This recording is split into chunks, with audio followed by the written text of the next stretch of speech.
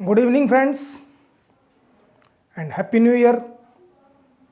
यह वर्ष आप लोगों के लिए सफलता लेकर के आए, मेरी ऐसी शुभकामनाएं आप लोगों के साथ में हैं। देखिए 31 तारीख को मैंने आप लोगों के संग अपनी वीडियो साझा करी थी। उसके बाद जो है 2 दिन मैं वीडियो नहीं बना पाया। उसके लिए जो है मुझे खेद है कि मैं वीडियो नहीं बना पाया, लेकिन व्यस्तता के कारण जो है मैं ये काम नहीं कर पाया। लेकिन आज मैं पुनः आप लोगों के सामने उपस्थित हुआ हूँ और एक शुभ सूचना के साथ में आया हूँ।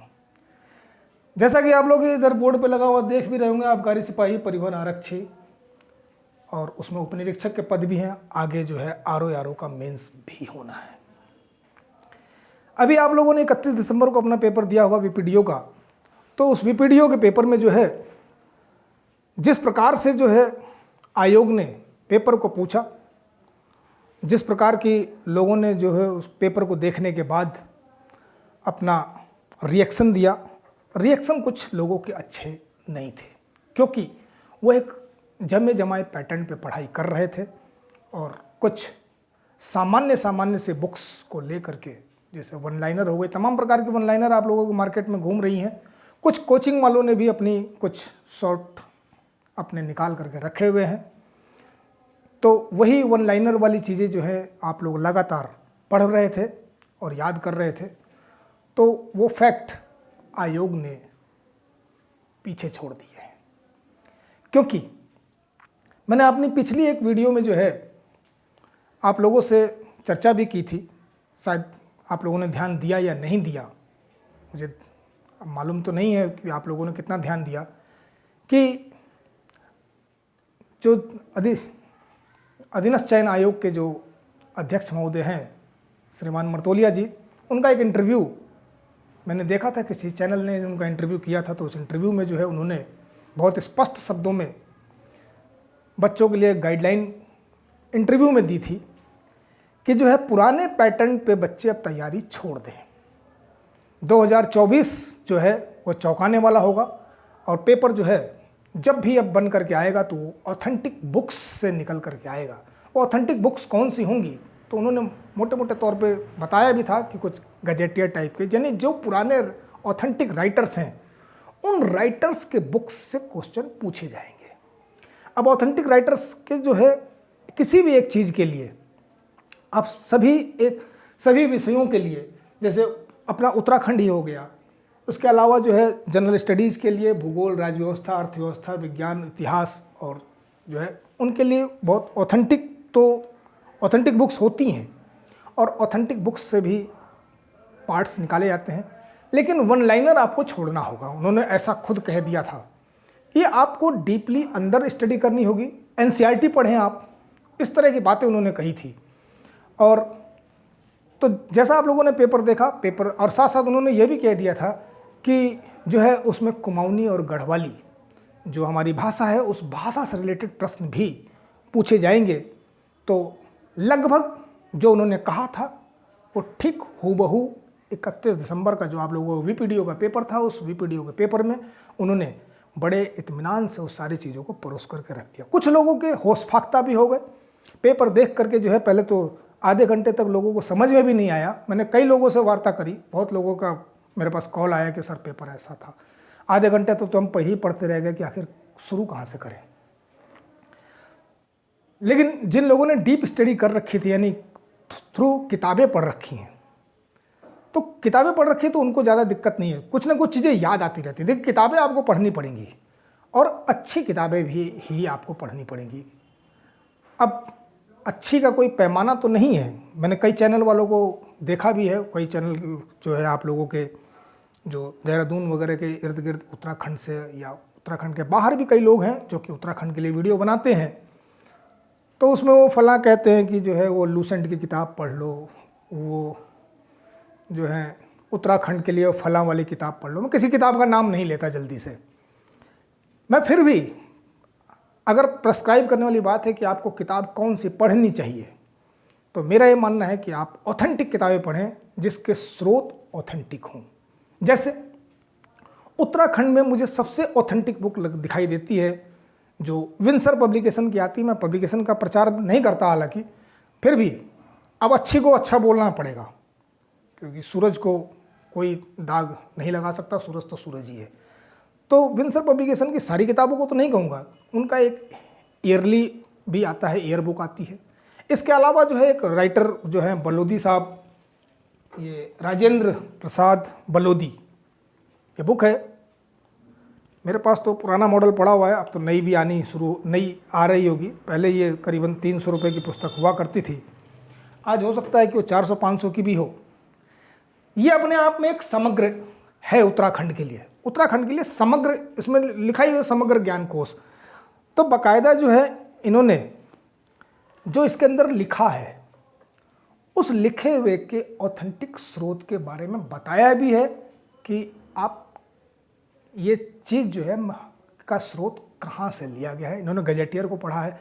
अब गजेटियर मार्केट में खुलेआम तो बिकता नहीं है कि एटकिंसन का गजेटियर आप ले आए और आप उसे पढ़ने लगे, और वो काफ़ी कॉस्टली भी होती हैं, तो सबके हित की और बस में नहीं है कि वो सब लोग उसे परचेज कर पाएँ। तो इस तरह की जो पुस्तक हैं आप लोग पढ़ सकते हैं, लेकिन हाँ, इसमें कुछ वन लाइनर कुछ दिया ही नहीं है, इसमें आपको पढ़ना पड़ेगा और पढ़ करके आपको अपने उसके अंदर निशान लगाइए। मैंने भी किताब को पढ़ा हुआ है, आप देखेंगे तो पूरी किताबों में मैंने जहाँ तहाँ निशान लगा रखे हैं, पूरा रंग रखा है एकदम से, आप देखेंगे। तो ये मेरे स्वयं की पढ़ी हुई किताब है, तो पढ़ते हैं हम, मैंने पढ़ा है, मेरी नौकरी है मेरे पास। आप लोग भी पढ़ेंगे तभी आगे बढ़ेंगे। तो इस तरह से ही आप भूगोल, राज्य व्यवस्था, अर्थव्यवस्था, विज्ञान, इतिहास इत्यादि के लिए भी कुछ ऑथेंटिक चीज़ें पढ़ें। आप लोगों ने मेरी वीडियो लगातार अगर आप लोग देख रहे होंगे तो आप उसे वॉच करें। तो जो सामान्य किताबें हैं उन सामान्य किताबों से ऊपर के लेवल को मैं ले करके आप लोगों के सामने आता हूँ, चाहे वो इतिहास हो और भूगोल। अभी 2 ही सब्जेक्ट की मैंने वीडियो बनाई है, और रीजनिंग, मैथ्स में तो मैथ्स ही है, उसको तो कुछ बदल नहीं सकता। रीजनिंग की अब मेरी अपनी ट्रिक्स होती हैं, तो मैं उन ट्रिक्स को फॉलो करता हूँ, और आप लोगों को भी कहता हूँ कि बहुत ईजीएस्ट मेथड से मैं आप लोगों को कोशिश करता हूँ कि एक आम बच्चा भी जो है, यानी जो रीजनिंग की वीडियोज मैंने बनाई हुई है, अगर उसे 5वीं क्लास के बच्चे को भी अगर समझा दिया जाए तो वो लोग भी उसे समझ जाते हैं और उस रीजनिंग को करने में सक्षम होते हैं। क्योंकि जब मैं कोचिंग पे पढ़ाया करता था, अब तो खैर मैं कोचिंग पे टाइम ही नहीं मिल पाता कोचिंग पढ़ाऊँ, मेरी अपनी कोचिंग भी है कौटिल्य एकेडमी के नाम से, तो मैं अब उसमें समय नहीं दे पाता हूँ। तो मेरे पास जो है नवोदय विद्यालय के बच्चे भी तैयारी करने के लिए आया करते थे, तो मैं उनको भी इसी पैटर्न से पढ़ा देता था, तो उन लोगों को भी, और वो लोग 100% लड़कों का सिलेक्शन बच्चों का हो करके आया है। बिल्कुल अबोध बालक, जिन लोगों को ठीक से किताब भी नहीं पढ़े, हमने उनको भी समझा दिया। तो उस वीडियोज़ को भी आप लोग जा करके बैक देखें, चैनल पे सारी वीडियोज़ पड़ी हुई हैं, और सीरीज़ से ही करीबन 10 तो जो मेन टॉपिक्स हैं उन पे वीडियो अगर आप लोग कहेंगे तो फिर मैं अन्य किसी टॉपिक पे भी वीडियो बना सकता हूँ, मुझे उसकी कोई दिक्कत नहीं है। क्योंकि मेरा मानना है कि जितना मेरे पास है वो लोगों तक बटे और वो जाए आप लोगों तक, और ऑथेंटिक और ईमानदारी से चीज़ें जाएँ। मैं रट रटा के कुछ नहीं आता हूँ, मेरे पास मैंने पढ़ रखा है सब कुछ, और किताबें हाँ टच लेने के लिए मेरे को भी अपने सामने किताबें रखनी होती हैं, तो मुझे भी देखना पड़ता है कहीं मैं टॉपिक से ना भटक जाऊँ, उसके लिए मुझे भी सारी चीज़ें देखनी होती हैं। तो आप लोग लगातार इन वीडियोज़ को देख रहे हैं, मुझे प्रसन्नता हो रही है कि आप लोग का सहयोग मुझे प्राप्त हो रहा है, और आप लोग को भी इससे लाभ हो रहा होगा, ऐसा मेरा मानना है, और लाभान्वित होंगे तो बहुत अच्छी बात है। मेरा प्रदेश जो है अबोध लोगों का प्रदेश है, और बहुत चतुर लोग यहाँ पे नहीं रहते, बहुत सीधे साधे भोले भाले मेरे प्रदेशवासी हैं। उन प्रदेशवासियों को मैं, अपने जो कम्पिटिटर भाई लोग, बच्चे लोग हैं, उन सब के लिए यही कहना चाहूँगा कि आप लोग ये ज़्यादा वीडियोज़ वगैरह के चक्कर में भी, क्योंकि YouTube के बहुत सारे चैनल हैं, मैं कहता हूँ कि आप कोई भी एक चैनल अगर आप देखते हैं तो आप लगातार उसे फॉलो करें।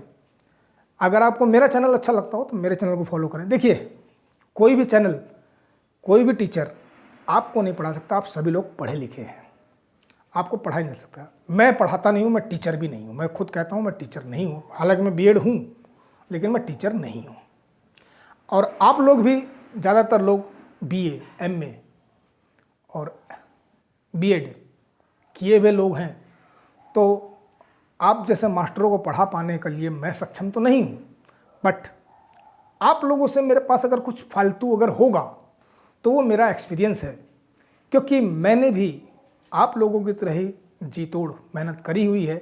और कहते हैं कि एड़ी का पसीना सिर तक और सिर का पसीना एड़ी तक ले करके गया हूँ। एड़ी चोटी का जिसे जोर लगाना कहते हैं आप लोग हिंदी में, तो वो जोर मैंने भी लगाया है।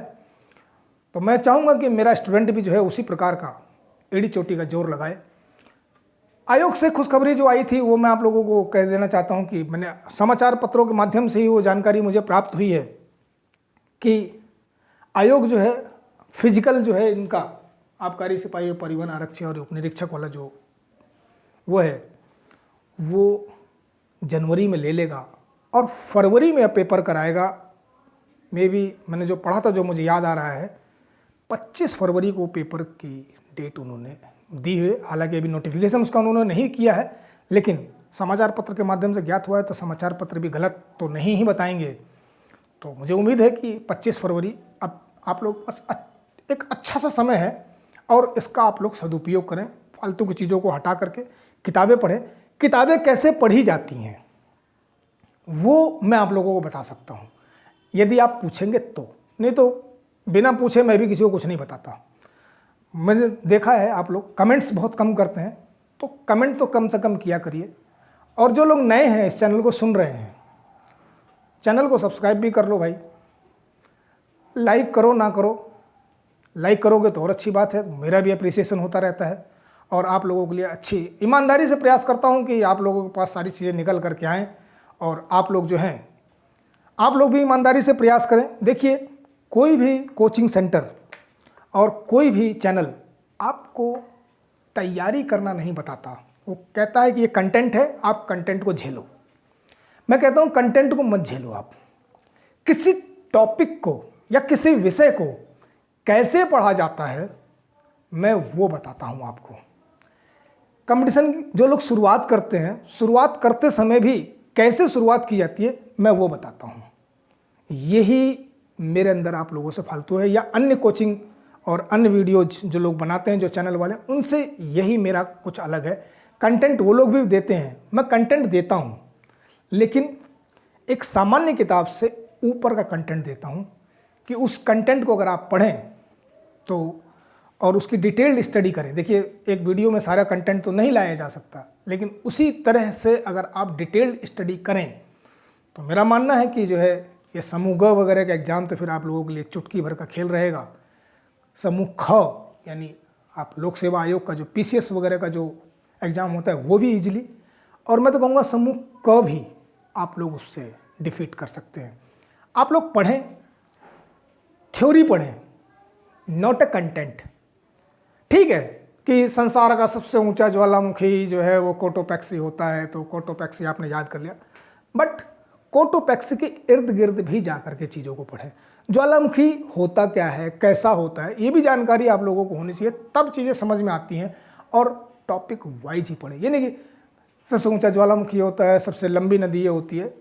ठीक है, ये तो कॉमन जीके है, मैं तो उसे जीएस भी नहीं कहता हूँ, जीके है। अरे नदियाँ चलती कैसे हैं ये तो पता हो, पहाड़ बनते कैसे हैं। पहाड़ तो ठीक है, हिमालय से ऊंचा कोई पहाड़ नहीं है, और हिमालय हमारे राज्य में ही है। ऊंची चोटियों में जो विश्व की तमाम 10 चोटियाँ, उन 10 चोटियों में से एक चोटी हमारे पास भी है, नंदा देवी जैसी चोटी। लेकिन ये हिमालय बना कैसे, कितना समय लगा, किस युग से बन करके आया, ये सब आपको जब पता होगा तो वो इंटरेस्ट पैदा होता है सब्जेक्ट के प्रति। आप लोगों को सब्जेक्ट के प्रति इंटरेस्ट नहीं है, मुझे ऐसा लगता है। अगर आप इंटरेस्ट बनाएंगे तो आपको पढ़ने में मज़ा आएगा। पढ़ने के लिए आप मज़ा लीजिए, और जब तक मज़ा आता है तब तक ही पढ़िए। वीडियो भी देखें, अगर मज़ा आ रहा हो तो वीडियो देखें, नहीं मज़ा आ रहा है तो जय श्री राम, नमस्ते, कोई दिक्कत नहीं है, मत देखें। मैं नहीं कहता कि आप मेरी वीडियोज़ रोज़ देखें, लेकिन हाँ, मैं भी क्रम वाइज चल रहा हूँ। जैसे हिस्ट्री चल रही थी तो हिस्ट्री वाले टॉपिक में मैं हिस्ट्री को लगातार उसी के आगे आगे वीडियो बनाता हूँ।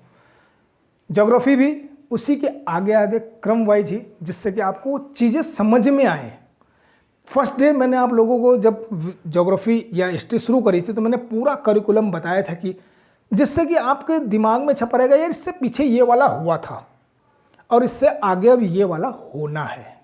तो उस तरह से जो है चीज़ों को पता रहना चाहिए। यानी एज पर डिक्शनरी आप लोगों को क्लियर। जैसे वो कहते हैं रोज़ रोज़ गाना सुनते हैं तो गाना के जब वो म्यूजिक बजता है तो म्यूजिक से पहले ही आदमी खुद भी गुनगुनाने लगता है, तो पता है कि अब ये वाली लाइन आने वाली है।